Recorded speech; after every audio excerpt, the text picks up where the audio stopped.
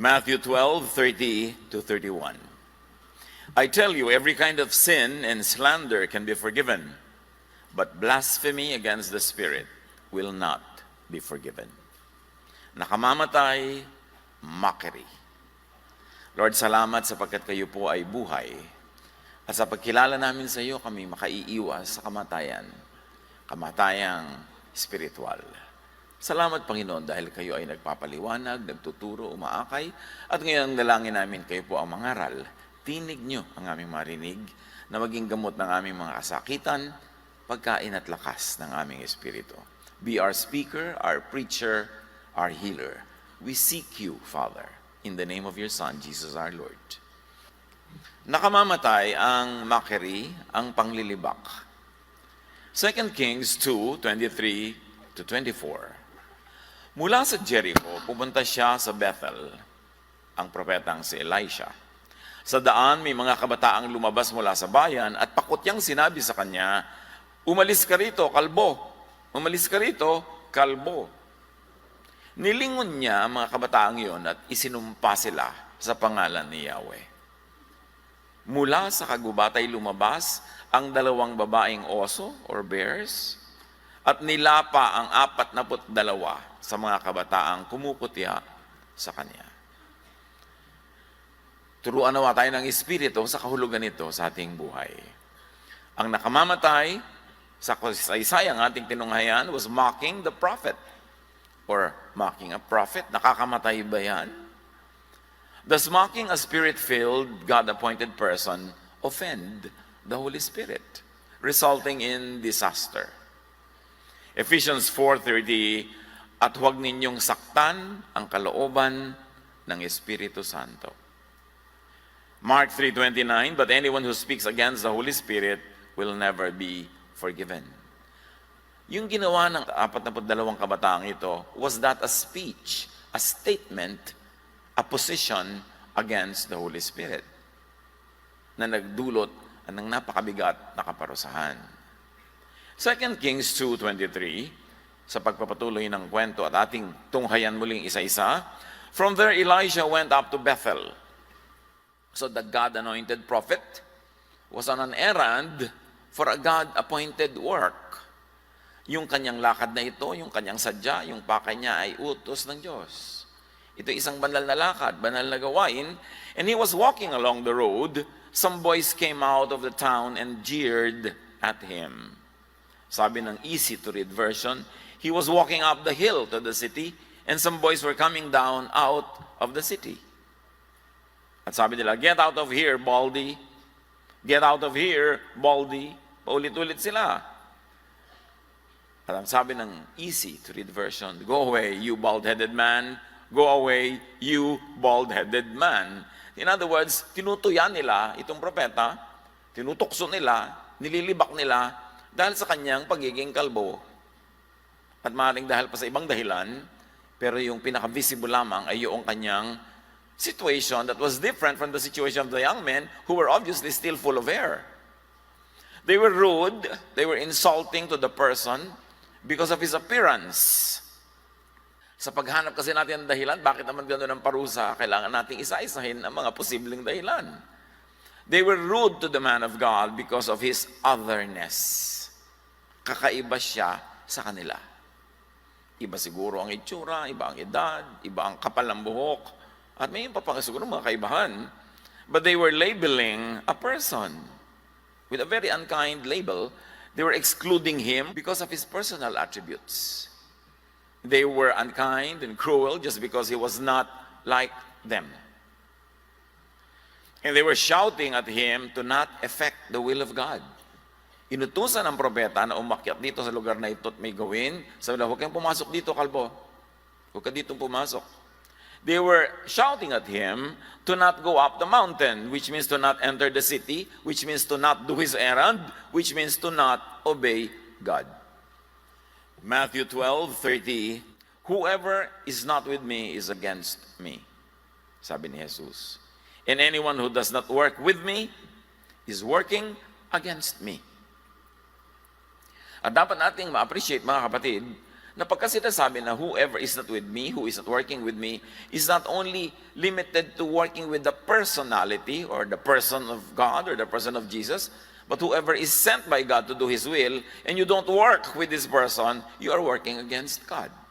That's what Jesus was saying. And the boys were exactly doing that. They were working against God. We are not told how important, how urgent the mission of this prophet was, but these boys were preventing him from doing it. The boys were intimidating the prophet to do his calling. At aatakin siya sa kanyang probably, socially, culturally weak point, yung itsura niya.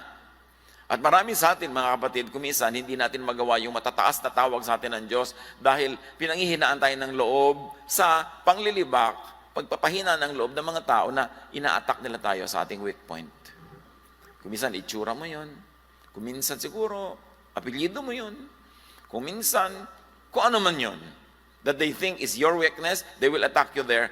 But in the end, they prevent you from becoming the person that God wants you to be, from doing what God wants you to do. 2 Kings 2:24, sa pagpapatuloy, nililibak siya, he turned around, looked at them, and called down a curse on them in the name of the Lord. Elijah looked back and saw them. He asked the Lord to cause bad things to happen to them. Paliwanag ng easy-to-read version. Pag nahihirapan kayo magbasa ng mga mahirap maintindihan, there are easier-to-read versions. Kaya dapat marami kayong version binabasa para luminaw lalo yung kahulugan. This was a very, and still is, a very uncomfortable truth.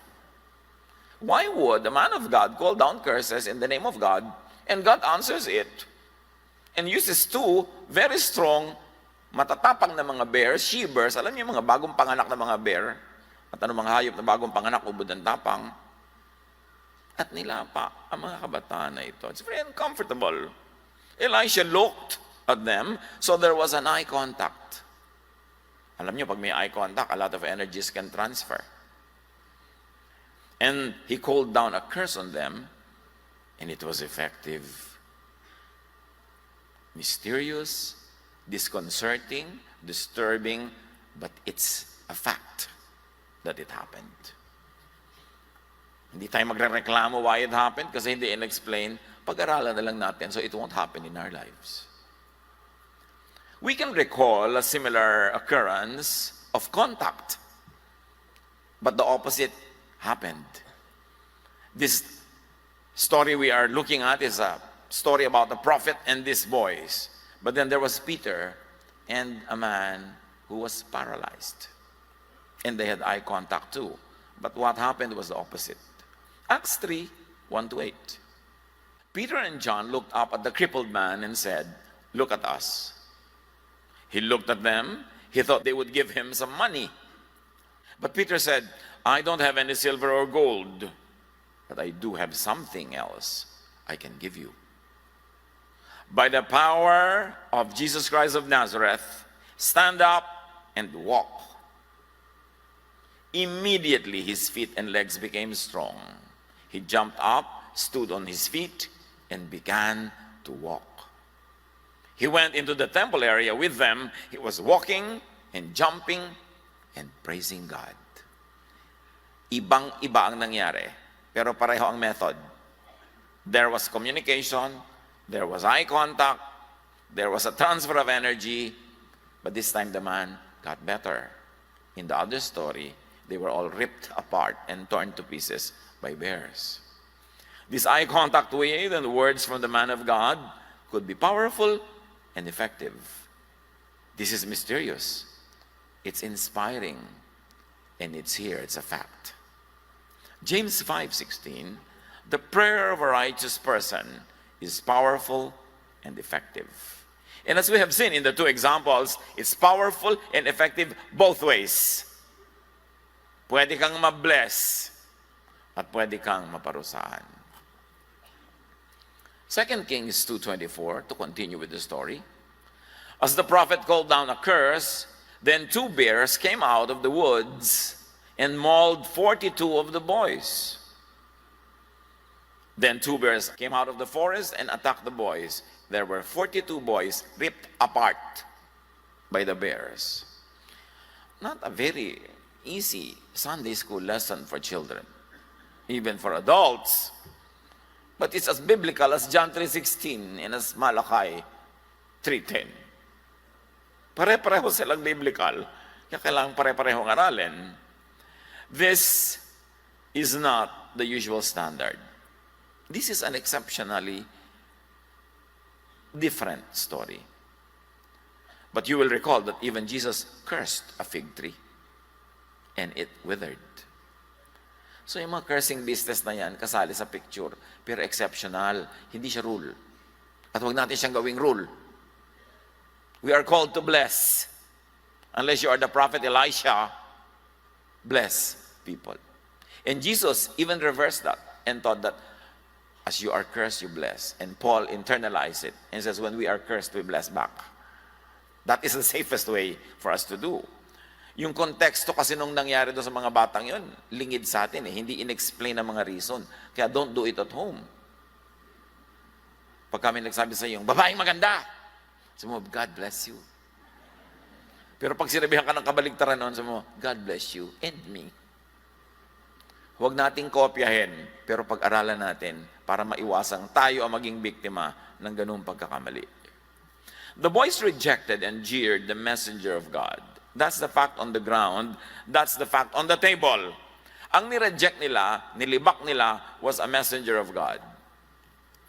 There's another example of God's messenger being maltreated.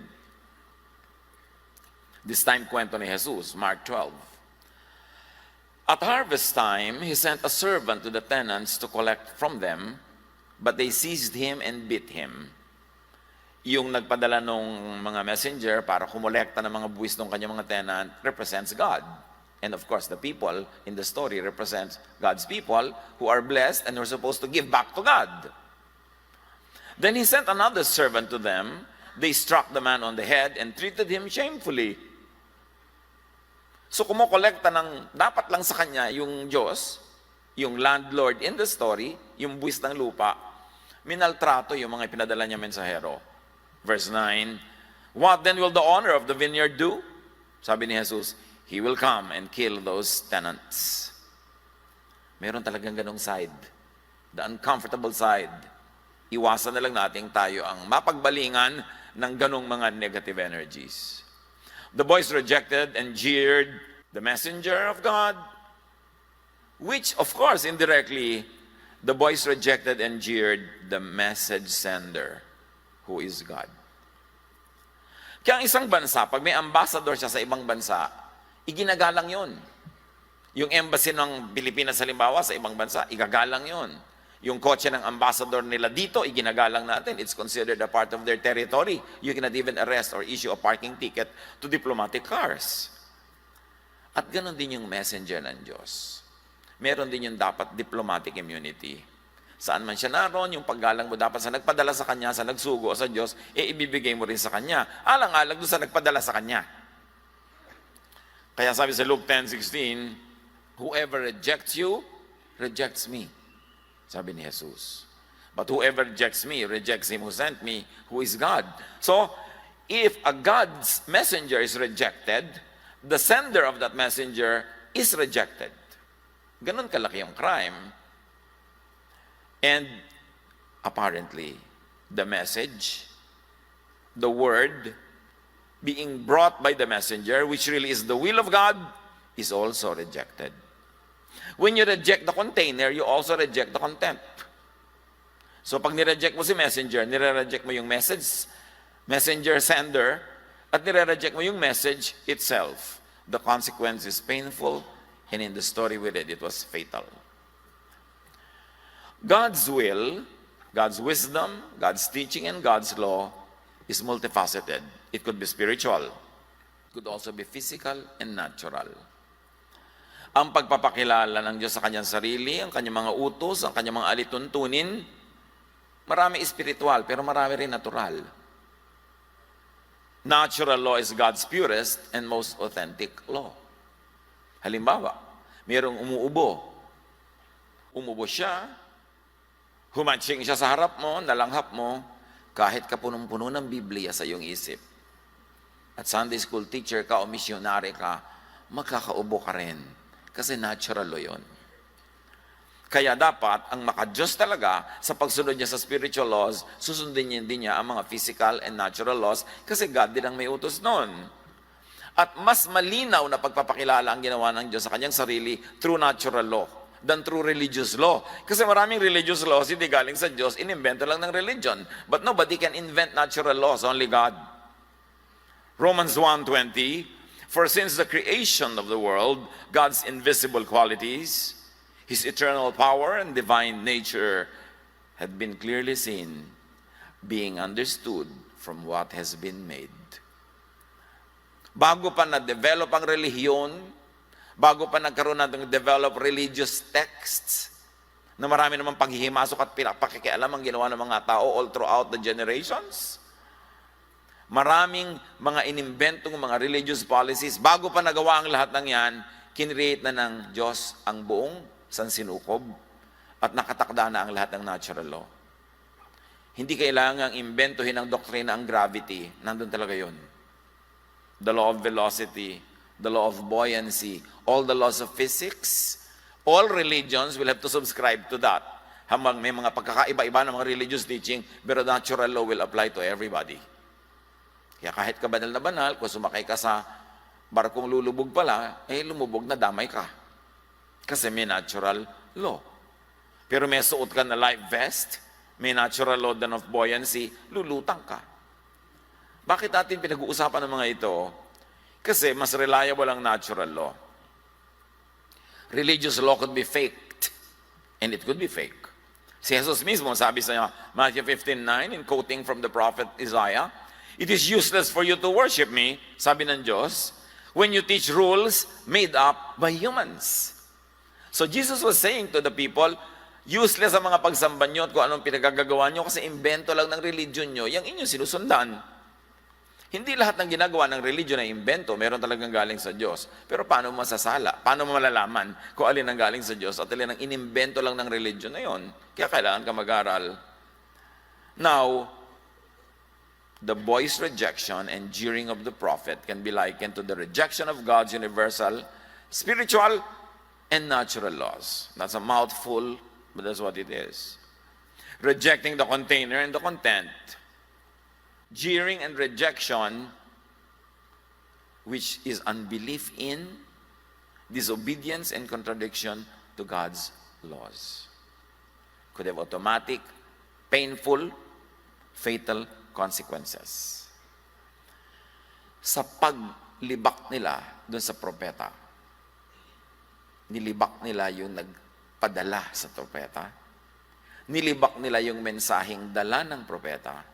Nilibak nila ang Diyos na siyang utak ng mensahe na yon.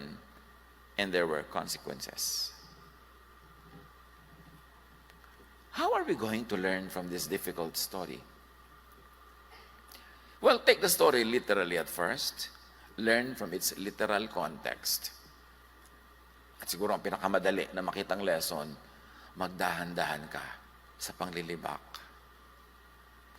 Magdahan-dahan ka sa paglilabel ng mga tao. Magdahan-dahan ka sa pakikialam mo sa gagawin ng mga tao. Hindi mo alam kung anong mission nila, anong pinapagawa sa kanila ng Diyos. In other words, don't say cruel, bad things to people. Kaya bad sila o good? Because you don't know. At sinabi din ni Jesus, God loves both the sinner and the sinful. God sends rain on both the sinful and the holy person. So dapat we are respecters of people. Igalang natin. At lalo kung may proven track record of effective ministry in the name of the Lord, mas doble yung pagdadahan-dahan mo dapat.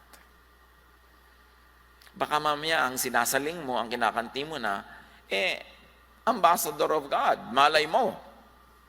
Hindi lahat ng religious people are ambassador of God, pero malay mo. So dapat mas maingat.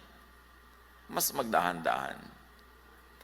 Or, if you want to bring the learning to another plane of consciousness, don't only take the story literally, take the story also symbolically.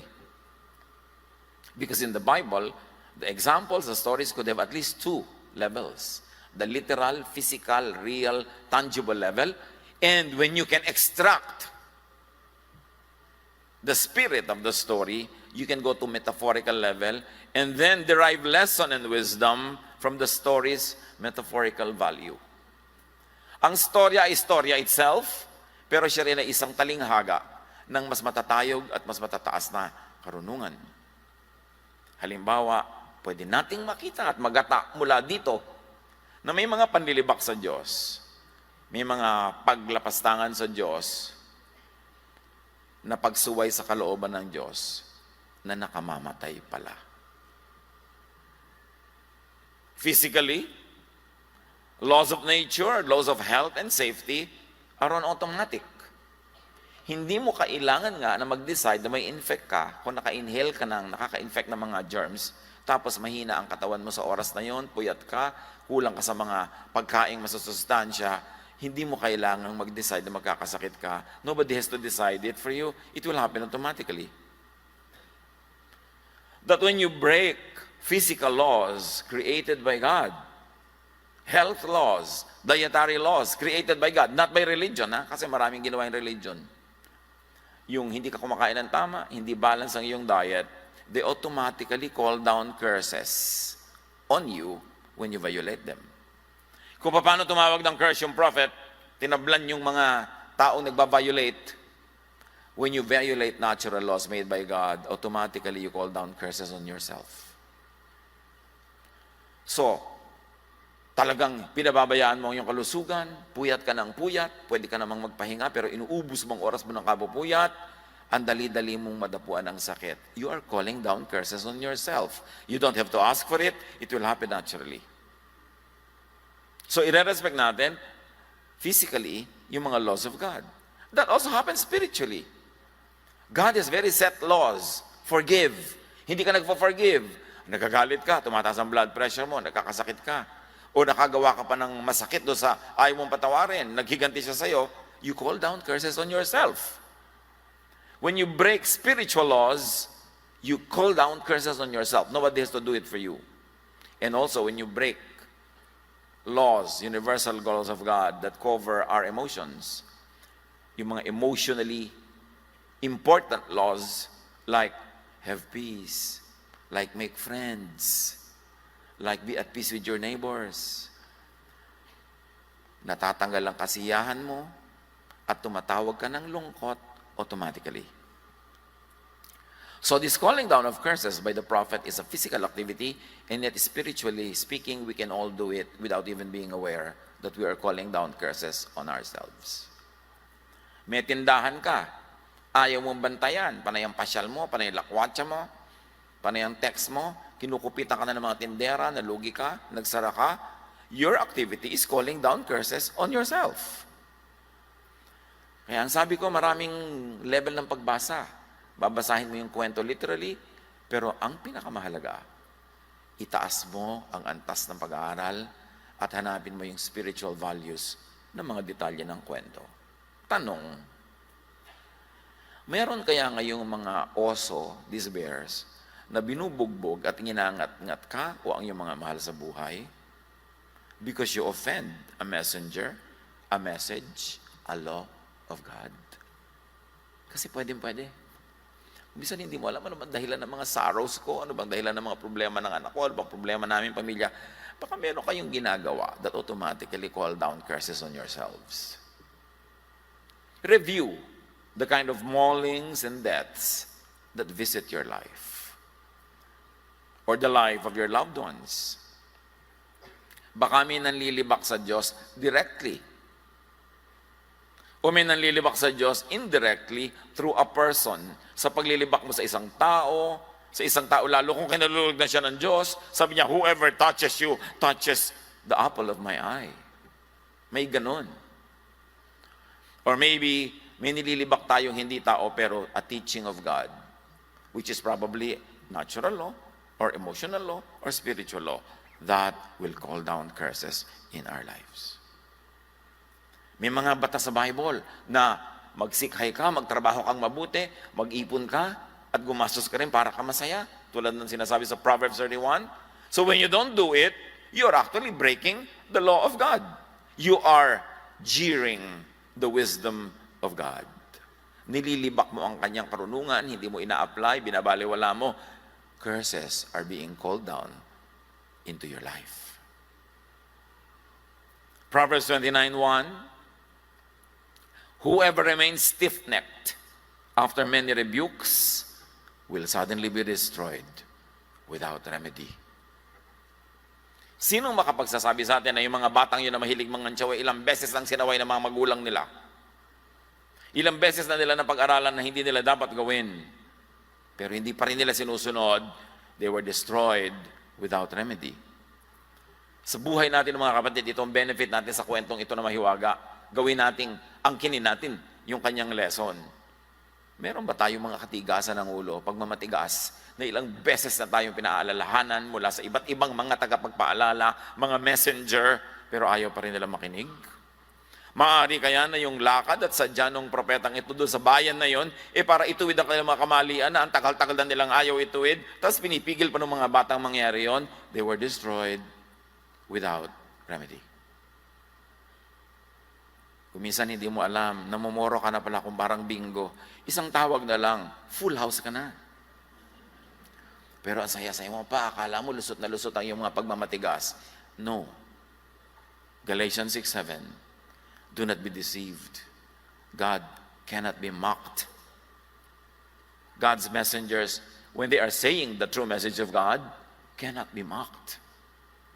At sabi ng easy-to-read version, you will harvest what you plant. Ano ang hina-harvest natin ngayon? Isa lang ang sinasabi ng verse na ito, you planted that.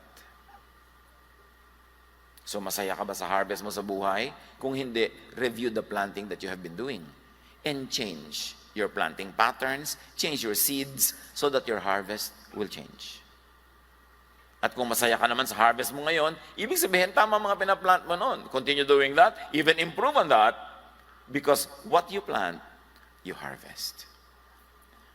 Hindi natin alam kung ano pa mga ipinlant ng batang yan, kaya sila nag-harvest ng ganun.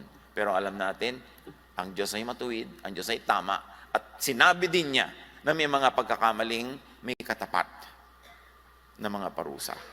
Kaya kailangan tayong mag-isip-isip, matuto sa kasaysayang ito. Ama namin, salamat po. Bagamat mahiwaga ang kwentong ito, kung minsan ay malagim, pero yun ang katotohanan ng buhay. At ito'y natin sa iyong salita, dapat namin pag-aralan. At di man namin maunawa yung mechanics, the whys and the wherefores, we can definitely learn the lesson from it. That we should not be like those kids. Na hindi kami dapat nang lilibak, hindi kami dapat na nangihimasok sa mga gawain, lalo na mga taong isinusugo mo para gawin ang iyong kalooban. Turuan mo kami, Lord, na suriin ang aming mga buhay, kung ano sa mga ginatanim namin, ang tumatawag ng bungang mapait at masaklap. At matuto kami na magtanim ng tama. Makita rin namin ang mga ginagawa naming tama na nagbubunga na maganda at lalo pa namin itong ulit-ulitin at pagandahin pa.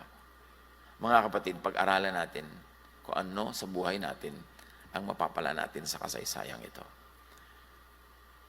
With the presence of the Lord in silence, learn, ask the Holy Spirit to give you very personal lessons.